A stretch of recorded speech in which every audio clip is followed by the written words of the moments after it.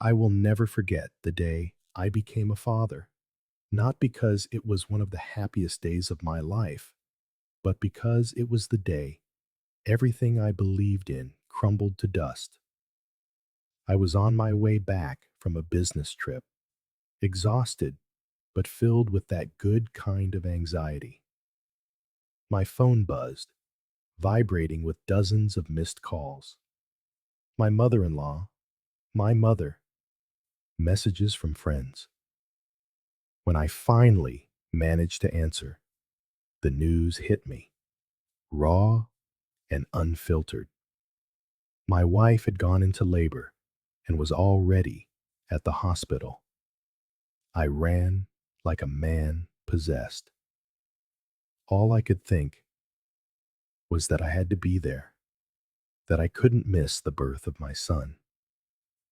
I burst into the hospital, my heart pounding in my throat, breathless and shaking. I went to the reception desk and gave my wife's name. The attendant looked at her screen, then up at me with a slightly awkward smile. Are you the child's father? I almost laughed with nerves. Of course I am. I'm her husband. And that's when she dropped the bomb. But the child's father is already inside. We had met at a barbecue with mutual friends. Nothing special. A beer spilled on my shirt, an apology from her, laughter, and a conversation that never seemed to end. We went out a few times, and then it just clicked. The beginning was light, effortless. I was the quieter one. My work required travel, but I always found a way to keep up with her rhythm. For the first 2 years, everything worked. She'd send me cheesy messages. I'd send her photos of the cities I passed through.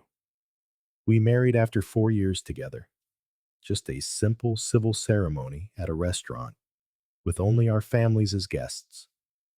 3 years after we were married, she told me she was pregnant. It wasn't planned, but when it happened, I dove in head first.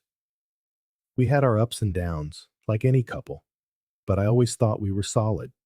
On my work trips, I'd sometimes be gone for 2 or 3 days, but I did everything I could to be present.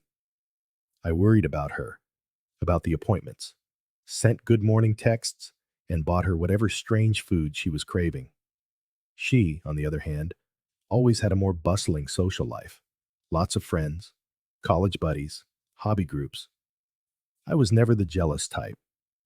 I always trusted her, even when she came home later than usual. I'd swallow any discomfort. The change wasn't sudden. First came the clipped replies on her phone, as if talking to me was a chore. Then, the canceled plans. Always too tired for dinner with me, but full of energy to go out with her college group. Occasionally, I'd find receipts in the car from places we hadn't been to together. A new blouse, a different perfume, all explained away with vague excuses.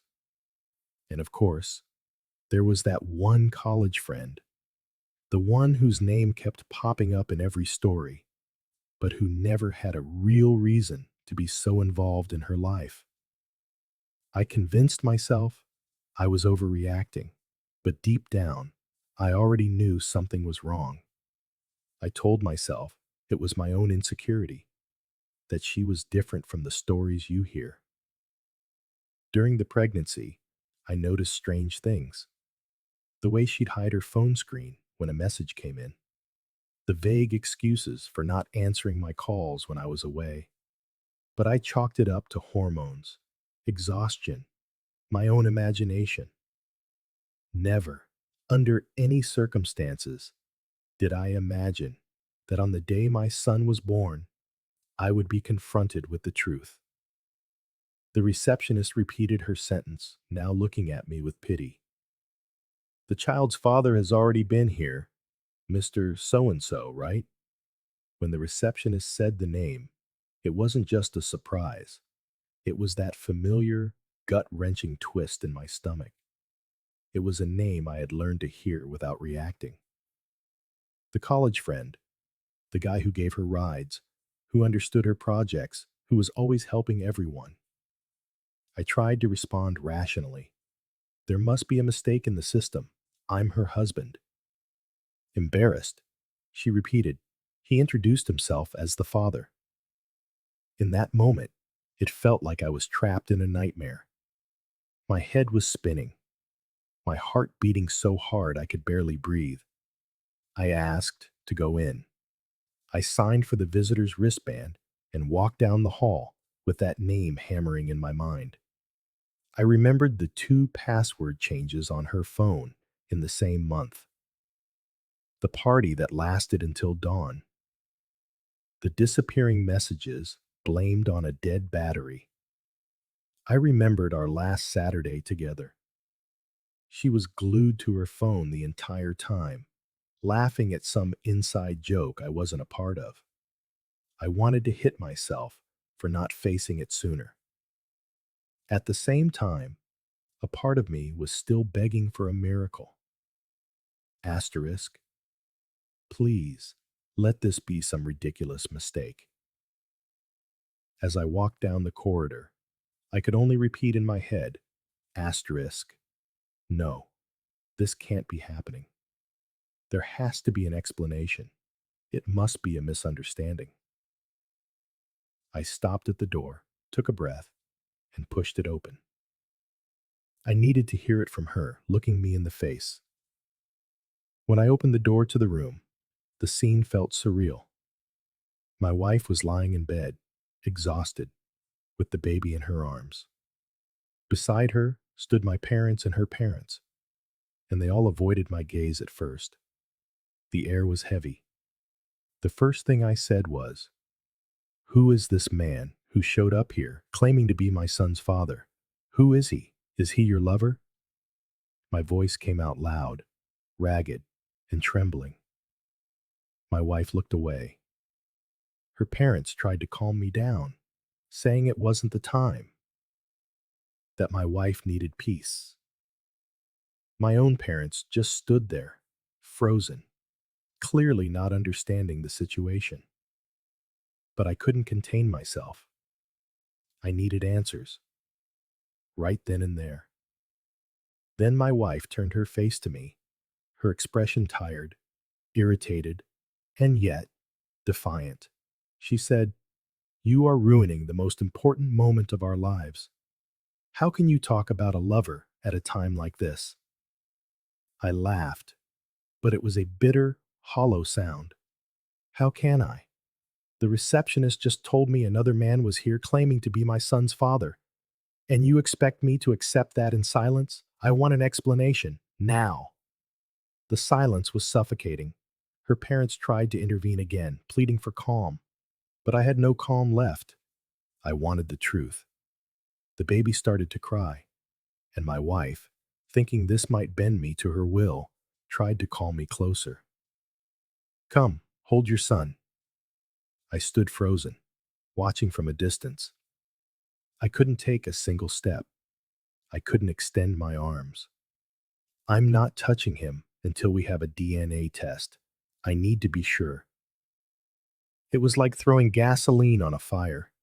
My in-laws looked at me as if I were a monster. My mother started to cry, as if ashamed of me. My father approached, touching my arm, trying to reason with me.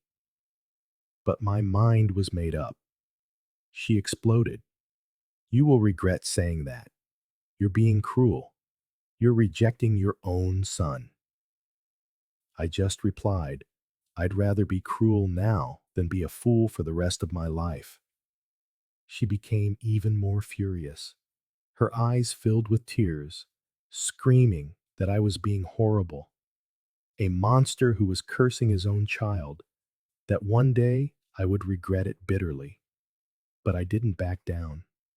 I just repeated, "A DNA test." Only after that, from that moment on, the atmosphere turned into a war zone. At the hospital, the nurses looked at me with disapproval, as if I were a scoundrel. a father rejecting his own child. My in-laws treated me with coldness, as if I were the one to blame for everything. My parents seemed lost, unsure of how to act or what to think. When she was discharged, we each went to our separate corners of the house in silence. My mother-in-law insisted on showing up almost every day. Sometimes, she even slept on the couch. I believed it wasn't just to help her daughter, but also out of fear that something might happen, or maybe just to be a meddling pain in the ass. I barely slept in those days. My wife, even while recovering, only shot me hateful glares and repeated that I had destroyed our family. I stayed quiet most of the time, not wanting any kind of conversation with her. But some nights, the anger would overflow. I would face her head on and let it out. Tell me the truth. How long were you cheating on me with him? My voice would come out low, heavy with rage. You're crazy. There's no one else, she would retort, avoiding my eyes. No one else? Then what was he doing at the hospital, introducing himself as the baby's father? What about all those nights you disappeared? The excuses about getting a ride? She would cry. She'd say I was making things up, that I was letting hate consume me. But with every evasion, I felt more certain that the truth was right there, hidden in plain sight. And inside, I became more convinced. I had to get the DNA test. The following days were hell. I stayed in the house with her and the baby, but it was like I was a stranger there. Every cry from the newborn made me flinch, not with tenderness, but with doubt. I would look at that tiny being and could only think, asterisk, is he mine? At times, my mother-in-law would try to persuade me, coming with prepared speeches about how I was hurting her daughter, that this could destroy our marriage, and that the resentment would only harm us more. I would just look at her, saying nothing. But one day, fed up, I questioned her. Where were you when your daughter's lover showed up at the hospital claiming to be the father? Did you congratulate him?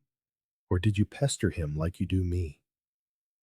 She changed the subject, saying it was all a misunderstanding. I simply stopped responding to her after that. As for my wife, exhausted, with deep circles under her eyes, she would beg me to hold the child, to help her in the middle of the night, to change just one diaper. I'd say it to her face, bluntly, I will only get near that child when the DNA results come back.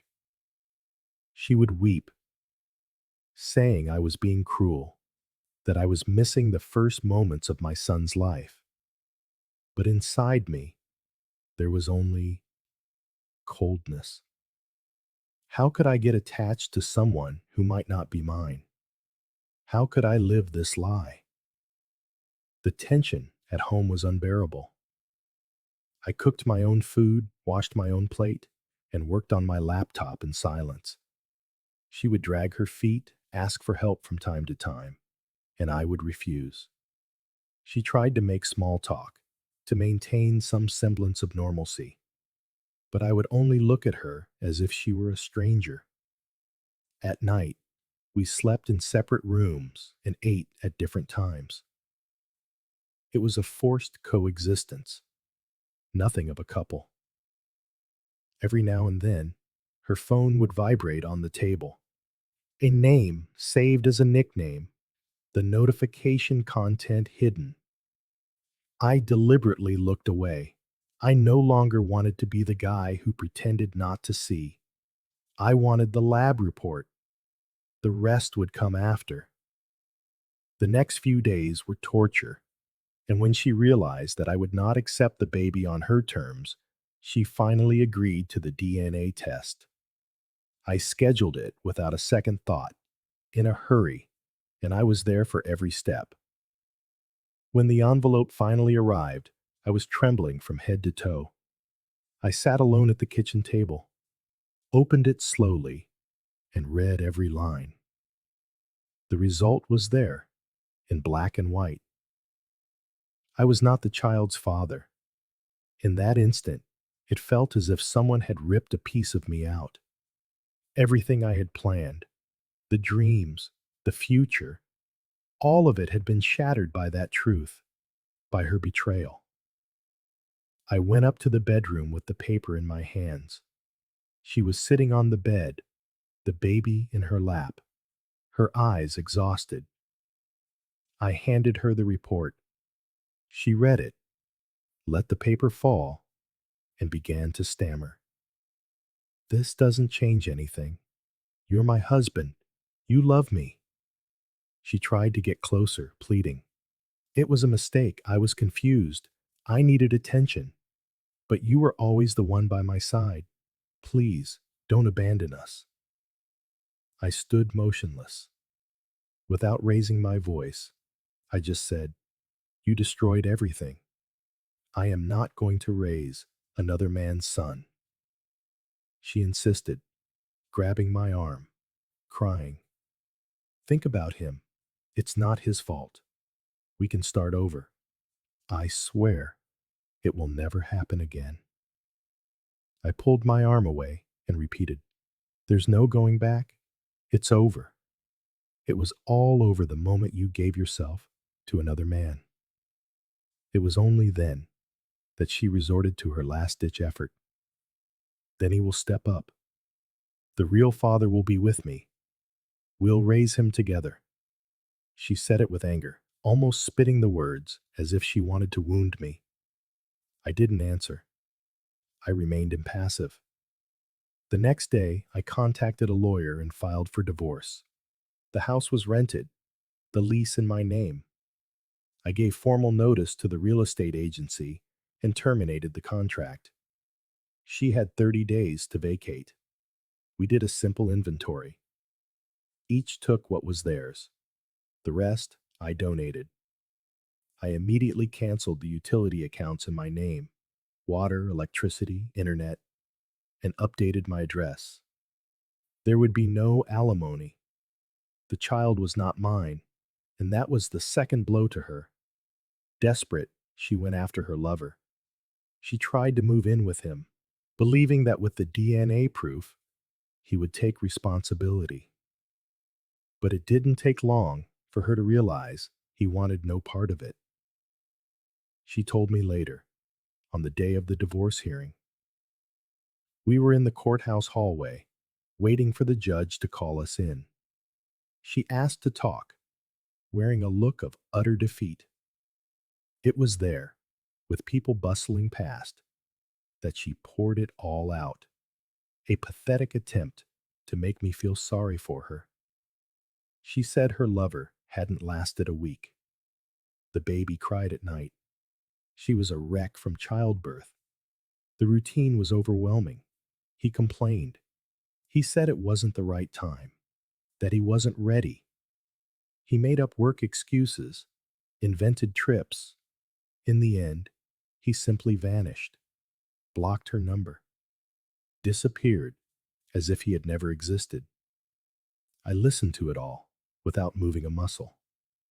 Inside me, there was anger, but there was also a strange sense of justice. He had only wanted the forbidden adventure, not the reality. She thought she was starting a new life, but she was left alone, carrying the weight of her choices. The divorce was finalized quickly. I went my way. No alimony, no division of assets, no strings attached. She went back to her parents' house with a baby in her arms and her life in ruins. Her parents took her in, but not with the same warmth as before. Their disappointment was a palpable thing. Every sleepless night, every diaper she changed alone, was the price she paid for her choices.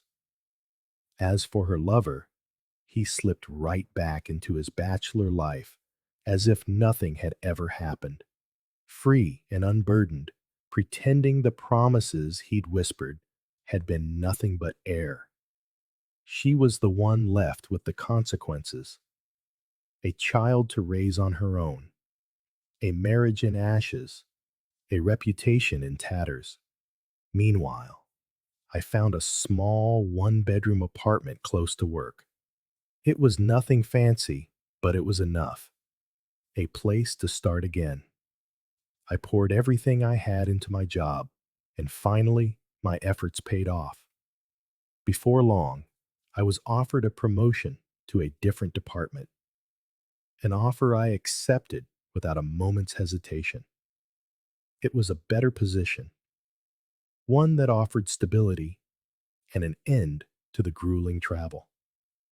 After so many years on the road, I could finally put down roots. I could build a routine. I could finally take care of myself. At first, the silence in the apartment felt strange, almost hollow, but that strangeness soon melted into relief. No more arguments, no more suspicion, just my own life, on my own terms. So, what would you have done in his shoes? Would you have demanded a DNA test before even holding the baby? Do you think he was cruel, or was he simply being just? Let us know your thoughts in the comments below. We're eager to hear what you think. And if this story resonated with you, don't forget to like the video and subscribe to the channel. We post new stories every week, exploring the kinds of cases that make us all think a little deeper about relationships.